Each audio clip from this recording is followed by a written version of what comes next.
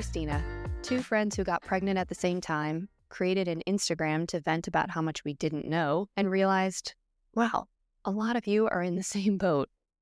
Who knew? Not us. Once we realized we weren't the only people frantically Googling things at 3 a.m., we thought, let's go bigger. So here we are with a podcast. We're bringing in experts on pregnancy, parenting, and women's health because, let's be honest, we're all just trying to survive this wild ride. Whether you're here for real talk, advice, or just some adult conversation, welcome to What I Wish I Knew.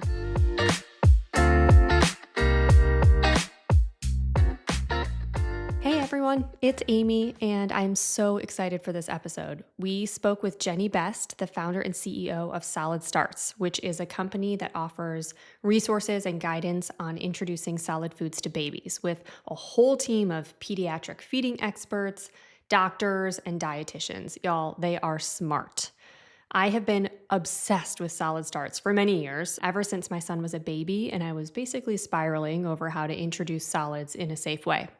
So getting to sit down with Jenny was basically a fangirl moment for me. If starting solids stresses you out, same.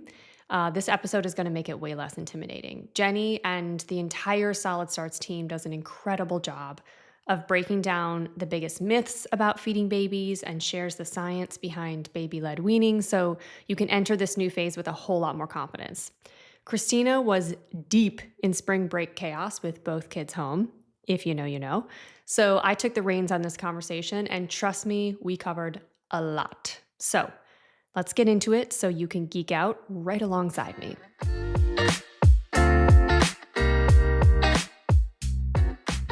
Jenny, we're thrilled to have you here. Thank you so much. Thank you.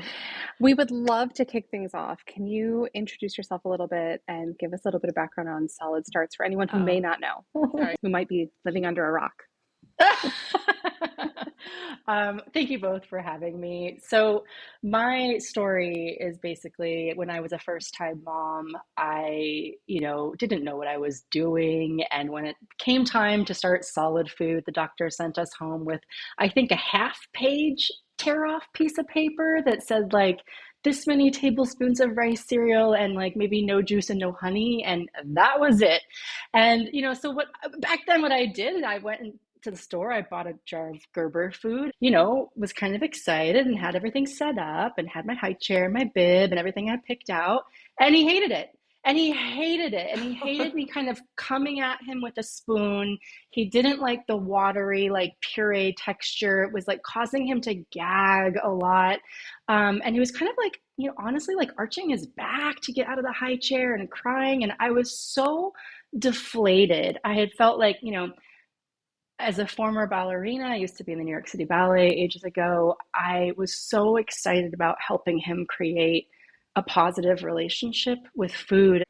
And I just kind of felt like we failed on day one, and there was nowhere really for me to turn.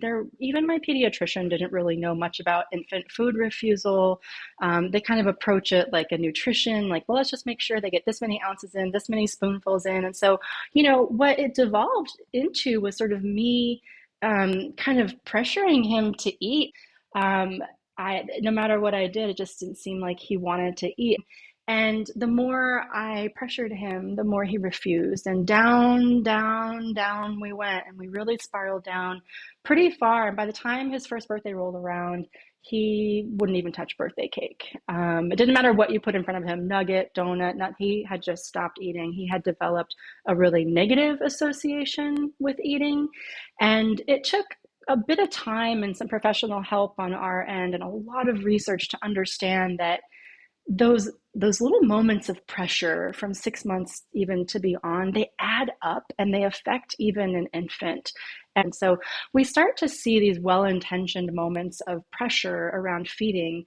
And I wanted to create a resource around helping parents learn how to form and how to kind of pave the path for a positive relationship with food, because it turns out we actually really matter in that equation. So when I got pregnant with twins, I was like, well, we're not doing that again, because that was hard. It was beyond hard, right? I didn't want to go through that again. And so I started researching baby-led weaning as an alternative way of starting solids. It made so much sense to me, the idea of like, well, we just start with food and we modify our food and share that food, and baby eats what they want when they want. And it was like mind-blowing to me at the time because I'd never seen anything like that. And so the more research I did, the more I realized there were a lot of myths, but that all actually really draws back to one moment in time when baby food as a commercial invention came on the market 100 or so years ago. And the more I learned, so like the more you know, and you're like, oh my God, there's something really big here. There's something really big here because everything I thought to be true about infant feeding had zero evidence behind it. It's one of the only things the American Academy of Pediatrics has no evidence for in terms of the recommendations. There's no evidence that it is actually good for babies to start with purees. And there is evidence for supporting infant self-feeding, both, wait for it, reduces choking risk. Letting your baby put food in their own mouth reduces choking risk at all ages, including infancy, and cognitively deciding, I see that food, I want to pick up that food, I want to bring it to my mouth. There is explosive like neural behavior happening there. There is hand-eye coordination. There's baby feeling like they're in control and in charge of the moment. And there is immense happiness when they squish and explore the texture and feeling of food. But oh, by the way, when their hand squishes it, their brain is deciding how hard their gums need to push down when they munch it. So like the more we learn about the physiology of infant chewing and swallowing and eating, the more I realized we were onto something really big here. So I started a platform on Instagram primarily to popularize a real food approach to starting solids, but not only because I wanted to help parents prevent picky eating and establish like a positive relationship at the table and create joy at the table and not be so worried about how much baby was taking in and all of that, but because it just made sense to me. It felt so much easier. I was so much more relaxed. I wasn't counting bites anymore. And it's not new. I think baby-led weaning sort of seen as sort of this new thing, maybe even has a sort of faddish quality to it. But it's actually really, we're going back to how things were done before. It's like the perfect example of like, yeah, you do things without questioning them. And even if they don't feel good to you as a mom, a lot of times we're almost told like, don't question it. Like, oh, you just feel like something's not right, but you don't know why, or you don't know what the alternative is. And in your case, you were like, well, there must be one, so let me find one. And then once you found one, being like, how do I help other parents also understand this? Because it's important. And talking about is important. So that was very interesting for me to hear. No, exactly. And look, here's the thing. You could start solids with purees and raise a beautifully happy eater who's in tune with their body and joyfully coming to the table. How you do that really matters. We're talking about letting baby grab the spoon from you and not putting it in their mouth when they're not interested. We're talking about being a little more attentive to baby's communication and cues so that you're not overfeeding them. Find all the moments of independence that you can give your child to reach for the spoon, to bring it to their own mouth, to, explore it. They're going to flick it around and put it upside down and chew on the wrong end of the spoon. And your job is not to go, oh, no, you're making a mess, or, oh, no, let me wipe that dribble off your face, but to kind of sit back a little bit and let them explore. But, it's all in the how, right? There is a really beautiful kind of magic window, and we go into this in our new book that's out soon. But there is a beautiful window, we call it the magic window, between 6 and 9 months of age, the core being 6 and 8 months of age, where babies will learn to chew more quickly than they will as toddlers. They will be more accepting of a large variety of foods than when they're as toddlers. And, wait for it, their body is more primed to prevent against choking between 6 and 8 months of age, and it is after 12 months. I often meet really afraid parents who have a lot of anxiety around starting solids, primarily around choking. That was me too. That was me. That's why I did purees with my firstborn for so long. I was afraid. I didn't know what else to do. But for those who are afraid, we often see them kind of kick the can down the road to start, quote unquote, real food at 12 months of age, because they think, oh, let's wait till they have more teeth, or let's wait until they have more skills, or until I feel more comfortable. But in reality, you're actually increasing the likelihood that they may choke as a toddler. It's actually harder for an infant to choke on solid food than it is for a toddler. And if you think about it, what do toddlers have? They have the ability to pick up really small things with their pincer grasp, which a baby cannot do yet. So like little marbles, little leftover things on the floor, pistachios, those kinds of things. They also have this independence streak, shall we call it, where they're going to put something in their mouth, look at you and go, ha, and run away. And then now you've got a toddler who is mobile with something in their mouth, whether it be food or an object. We want that toddler to be able to know how to move food or objects around in their mouth. Objects are actually more likely to cause choking in this age than food is. So if you're feeling really nervous, I'm going to tear the Band-Aid off a little bit and say the safest time to teach your baby to learn how to chew is between 6 and 8 months of age. It doesn't mean they can't learn or won't ever learn. We sure all did. And a lot of us were raised on purees for a long time. But the only way to practice chewing, which is the main way of preventing choking, is learning by doing. Our book dives deep into this. And honestly, like someone was just asking me, like, well, I already follow you on Instagram and this and that. We already have the app. Why would we buy the book? And I was like, well, if you want to read about everything you thought to be true about babies and feeding, and then have your mind totally blown because none of it, the research shows exactly the opposite, that's what the book is. It's a sort of a disruption of data. And bonus, you can give that book to other people and be like, see, I wasn't making it up. See, look, read there this. you Educate go. yourself. I wish I would have known. Exactly. Right. 100%. Well, that's the whole thing. We ask people who come on the podcast, like, what is something you wish you knew? And with you, it's more, what do I wish I knew the truth about? Or what do I need to unlearn? What did I think I knew that actually was untrue? What are some of the most common myths? Preview of the book, I'm guessing, but what are some that you see a lot that you guys have addressed? Yeah, I mean, I would say teeth and gagging are big ones. So let's talk about teeth. So, and it makes sense, right? You think, well, of course, I have teeth and I use my molars to chew, so I couldn't give babies steak until they have molars, right? Well, to be honest, your body breaks down food in a number of different ways that are not just teeth. And most foods can be given to babies whether or not they have teeth.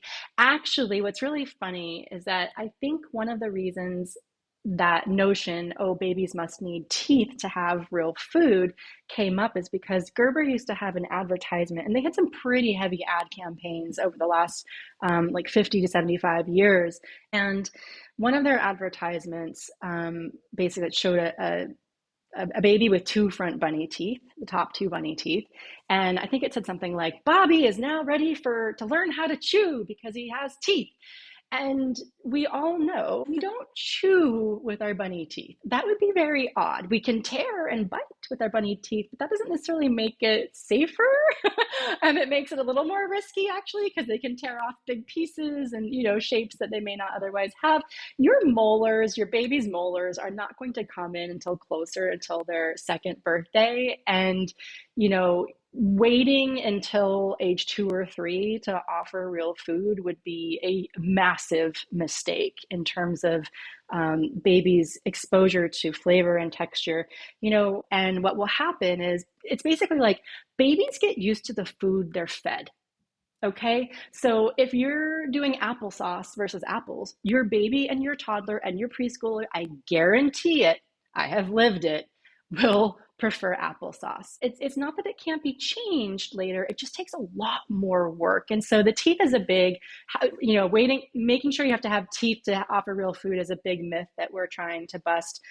There is zero research, zero evidence, zero physiology, reasons for waiting until age 2 or 3 to offer that kind of chewable food. The other myth that's really pervasive is, and I think it's less of a myth and more of an experience. So let's say you're a new mom, you're like, everyone's talking about baby-led weaning. I don't know what that means, but I think it means giving baby real food. So you start with real food, you've seen a TikTok or something, and you hand over a banana and baby starts retching on it, like gagging, and it looks like choking to a non-medical professional. It looks like choking. And so we'll often get these, reply back to these DMs. My baby choked on a banana. It's always a banana because bananas make your baby gag. They're so sticky. They're so sticky. Yeah. They're so sticky. They stick to the roof of the mouth. And like everyone thinks it's the perfect first baby food. It's not. It's fine. It's not a bad one, but it will make your baby gag.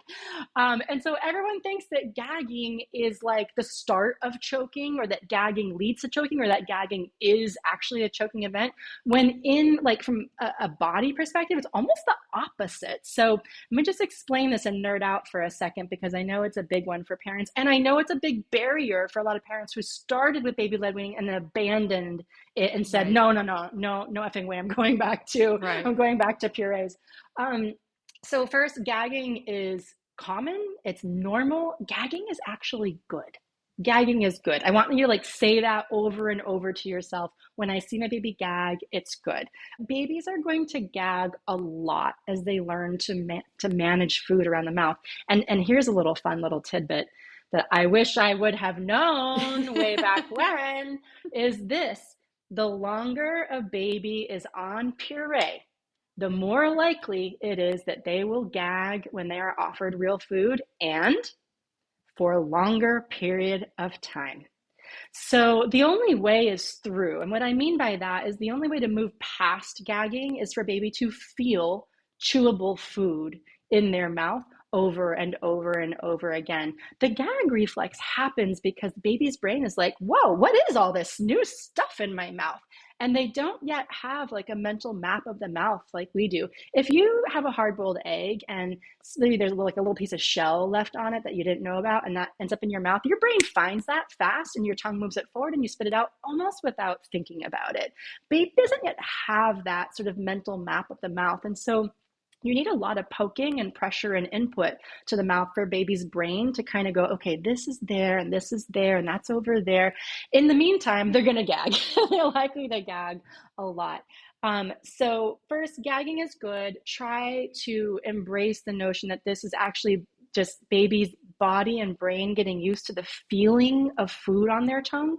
Another reassuring thing that I found really helpful when I was doing baby-led weaning for the first time with my twins was that this little fact, the gag reflex in a baby is triggered really far forward on the tongue. So for you and I to gag, food kind of has to get pretty far back in our throat, which is why I think it feels scary for us when we see baby gagging, like, oh, unchewed food must have gotten so far back. No.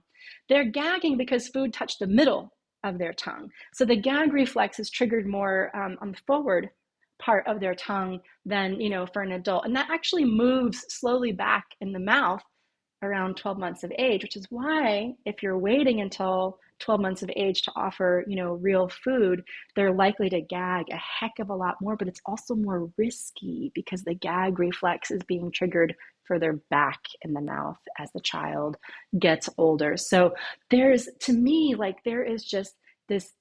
these magical things all happening between 6 and 8 months of age where the body is primed to protect against choking, multiple layers of defense that fade with time. And so you want to kind of seize that window and jump through it, because the lowest choking risk is going to be from 6 to 8 months of age. Baby's body is like in such high gear to protect against it. They learn to chew most easily between 6 and 8 months of age, and they're open to exploring most foods at this age. And that matters a lot, because let's say you wait until 12 months of age to start real food because you're worried about choking or this or that. Well, getting a toddler to try a new food is ridiculously hard. Best of luck. Best of Best of luck. luck. And so even if you think, well, waiting with time is going to help because whatever, they're older, they're probably not going to try it by then. Yeah. Our feeding therapists, who are of the highest levels of infant swallowing specialties, they've taught at Stanford, they've worked at the hospitals that Stanford's associated with some of the most complex cases, babies with hearts on the outsides of their body, teaching them to eat. And they will say over and over again, they are much more worried about a toddler running around with like a snack, a food marketed as a snack, like a baby carrot or a string cheese, than they are an infant with a huge hunk of steak. Totally. Because that younger baby's body is more primed and set up to protect itself from choking. And it's a lower risk situation. They're likely sitting in a high chair, a little bit calmer environment. They're not so mobile and crazy. So we want to make sure that by 12 months of age that you're giving your baby lots of repetitive, consistent practice around eating food. Don't worry if they don't swallow any for the first couple of months. That's totally normal. Your job is just to create the opportunity for them to practice. Yep, totally. I feel like I have solid startsisms in my brain all the time of like, food stays at the table, but your body doesn't have to. And, I feel like I literally can see the video where you pulled up string cheese and and you were like, look at this. And it's like boing, boing, boing. Mm-hmm. Imagine that going down your Yeah. kid's throat and them being like, oh Yeah. God, versus Yeah. some of these other textured foods that are And different. what makes me crazy is that most, if not all, of the foods marketed to toddlers, the shape, the size, the texture, the consistency are more in the line of what our experts would consider a choking hazard than, say, like the dinner you're having tonight that you might share with your baby. Totally. String cheese being a really obvious one, but yeah, Yep. it's frustrating. My son is 4 and I'm still, there are certain foods that I'm still very, very wary about. I mean, of course, he's a kid. He loves string cheese. Yeah. And that's, I think, one of the other things that when we're talking about learning how to eat and learning how to safely handle food and all these things, it's like you want to also do it when it's within your control, because I guarantee your son or your daughter is going to go to someone's house and they're going to be like, snack time. You want some string cheese? You want some grapes? You want some whatever? Yeah, and so look, same thing with an infant. Avoidance and waiting and saying, no, you can never have a jelly bean, no, you can never have string cheese because it's high risk, isn't the solution. The solution is go, hey, you see this string cheese? Look how it pulls off so cool. Isn't that so cool? You can make long strips of that. Well, we never just take a bite of the whole thing. And if you do, you have to use your big, strong back teeth to chew it. So you can teach your child to be a safe eater. And that is far more likely to save them from a choking event at any age than avoidance and waiting for the perfect age to introduce a certain food. We have 18-month-olds in our Solid Starts community who can more safely eat grapes than 6-year-olds I've seen. And that's because they know that round food like this, you always take a bite from it. And that in and itself almost eradicates the choking risk. And so kids can be coached 12 months, 18 months. You'd be amazed. They learn and they love to learn. Totally. And so if you put your kind of coaching hat on, teach them how to reduce the choking risk by making something not round, by taking a small bite, by chewing with their big, strong back teeth, they get it and they will do it. It's remarkable. I love that you brought that up because it's a real thing, that avoidance of like, I know that food is dangerous, so therefore my child will never have grapes. I'm going to quarter them until they're in college. I used to see that on TikTok. I'm going to quarter grapes until they're in college. Well, I hate to break it to you, you're increasing the risk because they're going to get offered a whole grape and they will have no idea what to do with it in their mouth. Or the other part of like the size, when we're talking about the size of food and how to introduce it safely, et cetera, one of the other parts is, one of the myths is that smaller is safer. And that's a myth because in many cases, because for a number of reasons, which you will talk about more eloquently than me, a larger piece of food is safer, is more interesting, can have your kid more engaged. Like there's all these things. It's like, my sister got married last month and my best friend has a now at the time she was had just turned 1, and she is an avid Solid Starts follower, thanks to me. And her baby's like the most voracious eater. It's incredible to watch. But I have a picture from the wedding of her daughter August sitting in her lap, holding a drumstick, a huge drumstick, and just going to town. And I mean, she ate better than my toddler did, and my toddler is Yeah. happening to go through, a picky Yeah. eating period. But it was just funny because Yeah. it's like watching this Yeah. 1-year-old just like go ham on a chicken Yeah. leg was like, we've done something right here. Yeah, for sure. Well, let's talk about that though, because I think, if you're really nervous about choking, you might be, buying books or apps or whatever to see exactly how to cut it. And a lot of baby food books, because they're marketed to be beautiful, show these perfect little cube pieces of food, like little bite-sized pieces of food. And it's true, smaller food is actually not safer. That's not the quality that makes it safer. And in some ways is the large piece of food is safer because baby can pick it up and put it in their own mouth. If you put tiny pieces of cut food in front of your baby, 6-month-old starting solids, they don't have the manual dexterity in their hand to pick it up. And so you would have to pick it up and put it in their mouth, which is one of the reasons why it increases the risk. But a blueberry is more of a choking risk, than a large grape. And that's because the large grape is there's no way you could swallow that whole. Like your body is going to say, I have to chew this. I'm going to have to move it over to the side to munch it down. Whereas like if you're popping blueberries in really quickly, or even like toddlers do, like by the handful, one is more likely to kind of slip down the back while they're not, coordinating it. Choking in its essence is a miscoordination of the brain.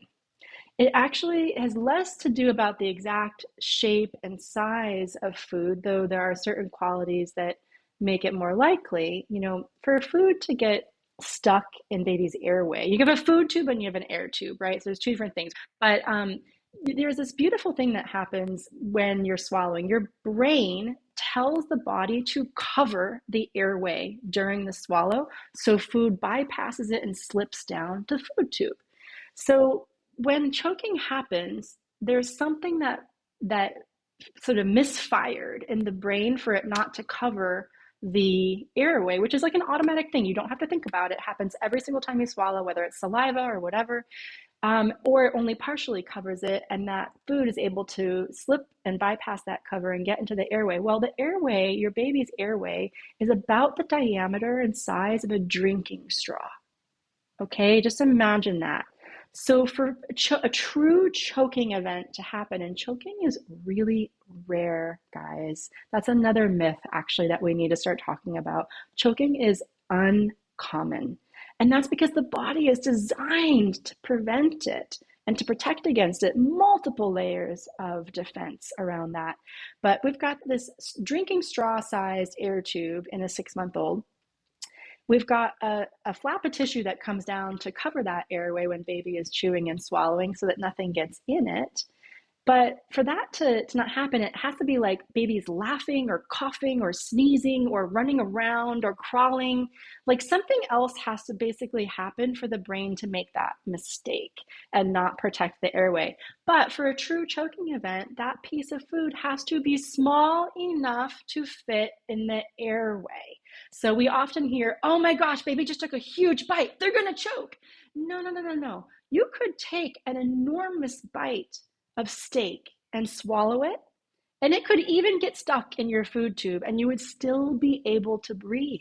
That's not choking. Mm-hmm. That's an esophagus obstruction. You should go to the ER if it happens. Yeah. But you would be able to walk yourself there. It's uncomfortable. Right. And actually, most adults have experienced that. That is food going too slowly down your esophagus. But your esophagus is elastic. And like a muscle, it will kind of contract and push and contract and push and work the food down to your tummy. Whereas the air tube is rigid. And so that's why things like whole peanuts, pistachios, those like Skittles type candy, popcorn are more likely to be able to fit into the air tube and get stuck there. That's a true choking event. So it is really, really rare. And like I said, your baby's body is designed to protect against it. So you're right. Smaller sizes of food does not make it safer because they cannot pick it up themselves to self-feed, and self-feeding in and of itself reduces the risk. It makes sense, right? When your baby cognitively looks at a piece of food, it cognitively decides, I'm going to pick up that piece of food. I see that food. I'm going to bring it to my mouth and then take a bite. You've already reduced the risk of choking. By deciding to eat, the brain is more ready to eat. In fact, the saliva is even gearing up to break down that food with more acidic saliva. The fact that babies putting it in their own mouth at their own time when they feel ready to take a bite, and then biting into it cues up a number of reflexes that prompt chewing. And so I know it sounds counterintuitive because the last 100 years we have seen commercial baby food as the necessity, but you have to believe that there is years of science and evidence to support that self-feeding reduces the risk of choking, and that is particularly true with infants. We've just been sort of told over and over and over again that baby food is a necessity when in fact it's really kind of just kicking the can down the road. It's another myth that I think we could address, which is that there's adult food and there's baby food. There are certainly foods, honey is a good example, certainly foods that babies shouldn't have until a certain age, or, foods, nuts that you want to avoid feeding in a certain way until a certain age. But you will get some raised eyebrows if you take your, 10-month-old to the restaurant and you're letting him eat, spicy food. He's having Thai tonight. He's having Chinese tonight, whatever. They can't like a food they were never given, like if you don't give them a food, they'll never eat it. And that myth that babies can't handle spicy food or big flavors. And look, if you give your baby something with cayenne pepper on it, they're gonna cry the first time. Because that's not a sensation that they're used to. And there's ways you can go about it that don't surprise the baby so much. So you can also introduce spice on sweet foods like mango and yogurt, or dairy things that kind of cut the spice. But yes, it is a myth that babies can't have big flavors, but there's kind of a fun little unraveling fact there for why we believe that. So it's based on Puritan history in America, which is really fun. So you know how we all used to think that rice cereal was the best food for babies? That's certainly what your parents thought. If you weren't told that, that's great, we're moving on. But cereal became a thing in the United States as sort of an outgrowth of puritanical values. It was meant to cleanse the soul, to cleanse your body. And so granola, as it was called back then, launched this whole kind of century of a cereal obsession in the United States. But if you look back at the marketing in the 1800s and the early 1900s, there were these health sanitariums, and they would only feed you cereal, and that was to cleanse your body of impure thoughts and all sorts of things. And that is the birth of cereal in the United States. Well, the messaging and all of that was that it was designed for older people and infants because they were too sensitive to have anything that might make their bodies impure. And so cereal itself has this really kind of dark and winding story behind it that's fascinating. And we just think, oh, oatmeal should be baby's first food, right? Well, there's actually no perfect first food. Okay, there is no one perfect first food. There is no order of foods that you need to give to your baby. There is no order or stages of thickness in which it makes it easier for them to learn to chew. Everything we thought to be true about infant feeding turns out to be kind of a fallacy. And it was kind of simple things, even nutrition as a science was kind of new in the 1920s. We've come a long way in regards to food and nutrition and feeding and infant swallowing and biology and physiology in the last century, leaps forward. And so we just know a hell of a lot more now than we did 100 years ago. Here's a scary fact for you. It takes in the United States, at least, it takes an average of 17 years for medical changes. So let's say there's a brand new research in peanut, and it now says to introduce peanut, before age 1 versus age 3, like it used to be. It takes an average of 17 years for that information to trickle down to the frontline medical professionals. And you want to know what? There was a moment where I was really furious that I felt like pediatricians were really behind the curve, and the data is there. The evidence is there. It's not like it's not there. It's there. But if you look at the scope, at least in the United States, of a pediatrician's job, like, oh my God, it's like from 0 to like what, 18? Yeah. Like, and so I think that in some ways they're set up to fail when it comes to this particular age, maybe like 6 to 12 months of age, or even 6 to 18 months of age, because there's all these problems that come up with feeding, but they're not equipped to necessarily guide you on how to prevent them or what to do. And so I think at this point, I'm accepting that parents today are going to learn probably from social media and apps and other more user-friendly ways, and the doctors are going to be there more for like when there's a really big problem. So it's really a function of like, it's hard to be a doctor right now. It kind of sucks, and there's a lot of problems with the system, and they're not serving either the baby or the parent well, but also they're not really serving the doctor well either. So it makes sense that like things like solid starts are being looked to and popping up because parents are in want of other solutions. They're desperate. They're desperate for information. Yeah. Yeah. Like we were talking a little bit about this earlier, which is, how things used to be, or like how we, our parents were raised on rice cereal, et cetera, et cetera. I have extremely vivid memories. I myself was a very, very, very picky eater for a long time. I was on protein shakes to gain weight. Like I was severely underweight for many, many years. And I have really vivid memories of my grandmother making sandwiches for lunch, and she made something, whatever, it had mayonnaise on it, and like I didn't like mayonnaise, and it was like, take a bite. I don't want it. Take a bite. Take a bite. There's no food for the next 6 hours. Take a bite. Eat this. Take a bite. Yeah. The point I'm trying to make is the pressure to eat that parents put on their kids these days. Let's talk about that, because I will also add, I have, like I mentioned, a 4-year-old, and I understand the feeling to want to be like, have 2 more bites and then you can have this, or you can't do this until you do this. I get it. Like it almost feels natural sometimes to be like, 2 more bites and then you can have this. And the research shows that pressuring a kid to eat in almost every scenario is not going to do what you think it will. Talk to me about that. Yeah. This is my sweet spot. This is why I created Solid Starts, because I lived that. I lived that feeling as a parent, as possibly your grandmother felt, of like, she's not gaining enough weight. You've got to get her to eat. And if she just takes a bite, she'll know she likes it, and then she'll eat more. And there's like a rationale that's very normal and natural. And I just want to say, for all the parents who are listening who are feeling that right now, like, I'm going to cry because I feel it. I felt it so deeply, and it is well-intentioned, and I see you for that. It is well-intentioned.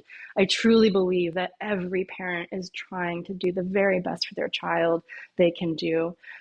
But when you start to see your child wither away or lose weight, it gets really intense, and really, you start to think, well, I have to get them to do it this way, whether that's tricking them to open their mouth, or force feeding them. In some countries is very common, to bribing them. If you do this, then you can do this. If you eat that, you can watch TV. If you don't eat that, you can't watch TV. If you eat this, you can have dessert. Like, we have so many different ways we pressure our children at the table, and it starts at the bottle. What I will say is that you are correct. The research, the evidence, lived experience, the 50 years of combined clinical experience on my team will show you, what demonstrates is that the more you pressure a child to eat, the less they eat. If you want your child to eat more, you have to back off. You have to strip away all hints of pressure and make it fun again. And we have some awesome picky eating resources on our website, and including a course that really will help if people are stuck there. But, kids want to do things themselves. Humans do, generally, right?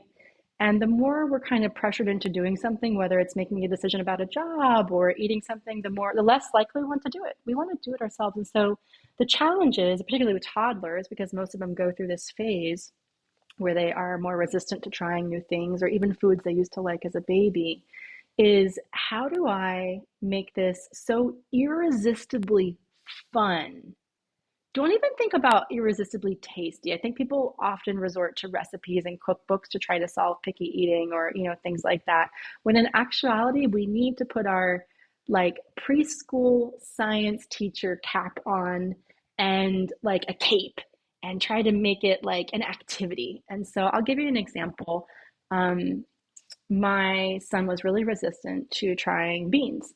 And I thought that would be a great gateway food for him to some iron and protein because he wouldn't eat meat at the time. So instead of focusing on him at the table, one night I got 3 kids at the table, twins and my older son. And I just started narrating out loud, oh, look how many beans I can catch on my fork. 1, 2, I'm going for 10. I got 12. I have 12 beans on my fork. And I start running around the living room with the fork in the air, victory dance. And I obviously sat back down to eat it calmly so I didn't choke. But my twins went crazy. And so they started going 1, 2, 3, 4. How many beans can they catch on their fork? And then lo and behold, he put a bean on his fork and then another one and then another one. And now it's one of his favorite foods. Nothing I could have said intellectually to him would have gotten him to try beans. Absolutely nothing. He had to choose to do it himself. And so when I did that activity, I wasn't saying, hey, Charlie, let's catch beans on our fork. I was focusing on myself. How many can I catch? 1, 2, I'm modeling it, right? Very dramatically. I'm having so much fun. And so you kind of have to fake it until you make it. I was obviously very nervous that he wouldn't eat that night or that he wouldn't eat any protein. But my cajoling him to eat or pressuring him to eat or even encouraging or bribing, it might get you a bite more that night. Yeah. It might. It's not going to get you 2 bites more tomorrow. It'll get you 2 bites less tomorrow because then you've set yourself up in dynamic where the kid knows, well, if I hold back, I'm going to get something special. Right. Or I only have to have 2 bites instead of eating it because I enjoy it or because exactly. I'm in the middle of having a conversation and I'm eating because I'm hungry. There is 100%. And there is a really profoundly sad component of this, which is that if you feel yourself trying to get your kid to eat, the more you're saying, hey you little one, I know better than your body about what your body needs. Mm-hmm. And you should eat that to please me. Mm-hmm. Fast forward that 10 years. And now we're talking about like eating disorders and not eating for your own satiety and enjoyment, but for someone else's pleasure. So this stuff starts early and it can feel really overwhelming. Like, oh my God, I don't want to raise a child with an eating disorder. I don't want to raise, all this stuff. But I'll leave you with this. If you focus on joy at the table, make that your number one priority to make eating fun at a 1-year-old level, at a 2-year-old level. If you make food fun, you have a better shot at raising a child who not only wants to come to the table, but who will enjoy it and carry that tradition on to their children. Yep. First of all, I can testify that it definitely works. I got my son to eat peas by doing the opposite of what you did. I was like, I can just get 1 on my fork. Look, I just got 1. And I was eating them 1 by 1. And he was like, I can do that. I'm like, oh, can you? Show me. So, it totally works the other way too. But the other part of like the joy of eating, and one of the things that I love about Solid Starts is the emphasis on respecting your kid. Even when the baby is tiny, you're still respecting what their body is saying to them and helping them listen to what their body's saying. And also it's treating them like a member of the family. Cooking, first of all, I'm lazy and I hate cooking. So I never wanted to cook separate meals for my kids, and I knew that going in. And more meals to make. Right. Bonus, I can just cook 1 meal and the kid is going to eat it because they are part of the family. And we sit down to dinner and it's a gathering, it's a community that we've created with this family. We eat, we talk about our days. It is actually so much more, it's so much simpler to go this route than it is to go, this route of separate specialized prepared meals or worrying about X, Y, and Z. It Yeah. really is a beautiful thing. And if you're letting baby feed themselves, you can eat yourself Right. and Oh take my care God. of your own body. That's the other thing. Miller, my son, we would go to restaurants and he would house food. Even when he was little and he wasn't actually, like you were saying, like getting that much of it, he would sit there for 30 minutes and like smash blueberries, and it really is amazing. I knew going to restaurants would be easier with him because number one, I knew there would be stuff he would eat, but number two, he would sit and eat. So I could sit and eat. And Yes. it's just a Yes. beautiful Game thing. changing. Yeah, I totally. used to tell parents, like particularly those of multiples, like twins and triplets, that if you want 10 minutes of peace to yourself, hand your baby a corn on the cob. It's Oh my like God. it takes them like 20 minutes and they love it and they're silent the whole time and it's totally low risk. It's fantastic. It's fantastic. And also the way a kid eats corn on the cob tells you a lot about them because my son held it like a straight up typewriter and went "Ga, ga, ga, ga, ga, ga, ga, ga, ga, ga, ding, ga, ga, ga, ga, ga, ga, ga, ding," and ate the whole. I have a video of it. It's hysterical. He was all about that. The other topic I just wanted to quickly touch on, you mentioned it earlier, around the joy of eating is mess Yeah. because I saw a video, of course, on Instagram that was like, if we ate the way that we fed our kids, and it's like a woman sitting there, and she tries to take a bite, and someone like wipes her face, and she's like, "Oh, okay," and then Yeah. she tries to take another bite, and they wipe her face, and she's like, "I'm trying to eat here." So that was hard. That was hard for my husband and I because we are both very clean humans, knowing that each meal was like an ordeal to like, you gotta give a bath, you gotta change. And you actually gave some good tips Yeah. of like what to put them in or what not to put them in, letting them get messy, because that's Hmm. also a negative association of someone always poking their face, wiping your face or Yeah. telling you it's bad Yeah. to be interacting with your food. Don't play with your food. So I have a story to tell with you, and then I'll talk about that from a science perspective. But one of our most powerful posts, I think, ever in Solid Starts was a picture of my son, which I've now deleted, but afraid to touch a donut because it was sticky. And this is the first child I spoon fed and didn't let him touch the spoon. And actually, there's videos of me holding his hand back and kind of almost like swatting it away. I hate to say it. I didn't want him flinging the puree on the wall. Yeah. And I was like, I'm not going to be that mom with crushed Cheerios in my couch. Like, I am going to be the cool mom with the pretty house and the clean house. And that was such a strong thing in me that led me to, honestly, in hindsight, hyper control his feeding experience, because there's no way an infant can eat cleanly. There are clean foods, and if you're like, you have texture aversions yourself, or you're like, literally cannot deal with the mess, I got a list of foods for you on our website. But and it's like corn on the cob, right? Like, it's hard to make corn on the cob messy. Like, you might have to pick some kernels up off the floor, but it's not like yogurt in the hair, like, it's manageable. And so, and actually, fun fact, now that we're talking about it, the foods that are the lowest risk for choking and the highest reward for advancing oral motor skills like chewing are the cleanest. Mm-hmm. We call them food Like, teethers at Solid Starts. So, like a mango pit, it's slimy and messy, but it's not going to be like rice, 1,000 pieces of rice on the floor. A mango pit, pineapple core, chicken drumstick, meat on the bone, corn on the cob, things that are like unbreakable pieces of food that are going to act like a food teether. Those are great if you're scared to start baby-led weaning. They're great for advancing chewing and jaw strength as well. A lot of repetitive munching without being able to break something off, and are the least messy. So boom, boom, boom. That's a triple win.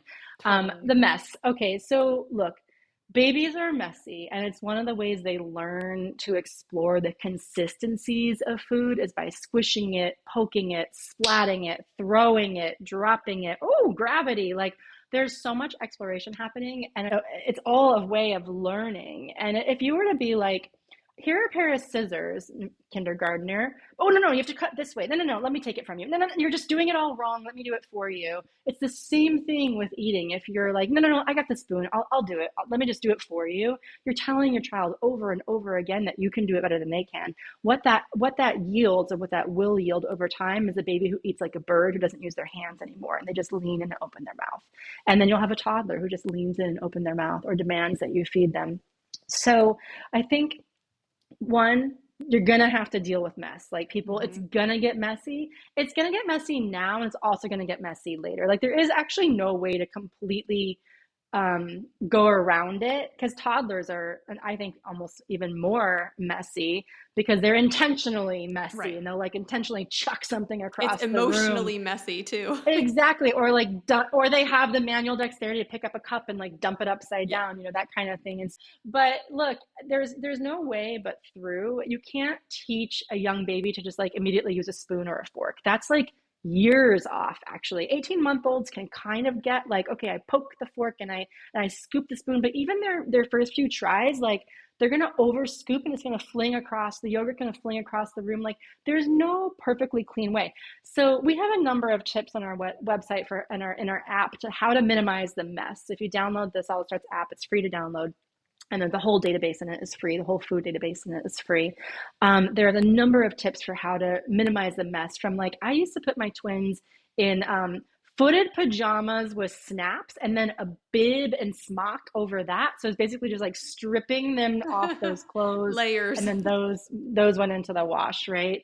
But there's also the naked approach. It's like put a naked baby there and then put them in the bath after. You can also do that. People put shower caps. Get a dog. The dog would have helped for sure. Yeah, so it is one of those unfortunate things that you're just going to have to go through. There is no way around it. And honestly, guys, like I've seen parents try to teach the perfect eater to eat perfectly with no mess. That kid's not a happy eater. Mm-mm. That kid's not a happy eater, because the rule, how they eat, was so heavy-handed that it was like, oh, there's all these rules at the table, and I don't like how I feel here, and so I have to do it this exact perfect way. And Mm-hmm. yeah, the more you come at your baby's face and like wipe them aggressively, the more they're not going to want to come back to the high chair, because it's an unpleasant experience. So I would say it's one of those things where you're just going to have to deal with the mess. Though we have some tips on how to like get through it a little more easily. Yep. And again, I can't recommend a dog enough. We have two, and I feel like my cleanup time is like cut in a third at this point. So For sure, yeah. for sure. Yeah. Okay. Tell us about the Solid Starts book. Tell us what we can Yes, find in that book, great. and why would someone want to get it? Yeah, so we are so thrilled. Penguin Random House is our publisher, and we think we are publishing what will be the next sort of evergreen baby book that lasts for probably beyond our lifetimes. Solid Starts for Babies: How to Raise a Happy Eater is out April 1st, and it is probably the book that's going to change everything you thought to be true about feeding babies. We present the evidence in a really simple, digestible way. We poke holes in the data and how it's collected, and show you, for example, how it's actually really hard for a baby to choke, and how the data actually shows choking is not at all a common cause of death in babies or young children. We basically take a ton of myths and bust them, and then show you the truth and the evidence. And the beautiful thing is that kind of the light between the clouds parting is that it all leads to, oh, I can do this in a way that feels right for me and my family. I can take my time. I can feed foods that are culturally relevant to my family. I don't have to use a Western puree. And I hope that it will take away a lot of anxiety for parents, and show them exactly how to do baby-led weaning if they're curious. But even if they're not doing baby-led weaning, how to raise a child who loves to eat, who listens to their body, who eats when they're hungry and stops when they're full. And it sounds so simple, but we as parents and humans have really complicated that relationship over years and years. And so I like to think of it as a book that kind of peels back a lot of onion layers down to something that is actually really quite pure and simple. Your baby was born to eat. They're born to learn how to do this, and they will if you trust them and give them a little space to do it. That's beautiful. I love that. I can't wait to get the book. Can't wait. And in addition to the book, for those who haven't actually gone on the Solid Starts website or the app, there's also the largest database of how to prepare food, information about food, all different types of food that's being added to all the time. So you can just look up a food and say, like, how can I feed an apple to my 8-month-old? How can I feed pineapple? Whatever the food is. So highly recommend checking that out because it's very helpful. There's also guides, everything from picky eating to introducing allergens, which I feel like we could have a whole nother conversation about. Yes. So again, the Solid Starts website and app, in addition to the new book, I think are just an incredible resource that's already out there. Yeah, they all work well nicely together. I think my hope is that people start with the book, they get the app when it's like comes to game, showtime of like, okay, let's get started, how to actually do this. And if for some reason things don't turn out the way you want to, and you've got a really picky toddler or a really feisty toddler on your hands, we've got you covered. I've been there. Soon we'll be starting solids with Marie, my daughter. So I'm going to be all up in the Solid Starts grill again very soon. I can't wait. Thank you so much for your time, Jenny. I learned a lot, more than I even thought I could at this point after following you guys for so many years. And You're I so love the welcome. work you do.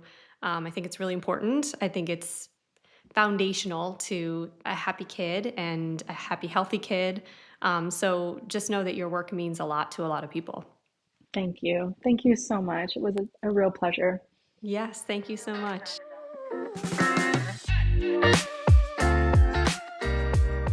Thanks for hanging out with us today. If you liked what you heard, or if you're just like, okay, these are my people, don't forget to hit subscribe and leave a review. And if you want to keep the combo going, come find us on Instagram at whatiwishiknew_. We'll be back next time with more expert interviews, real life stories, and a couple of laughs. Until then, remember, we're all in this together.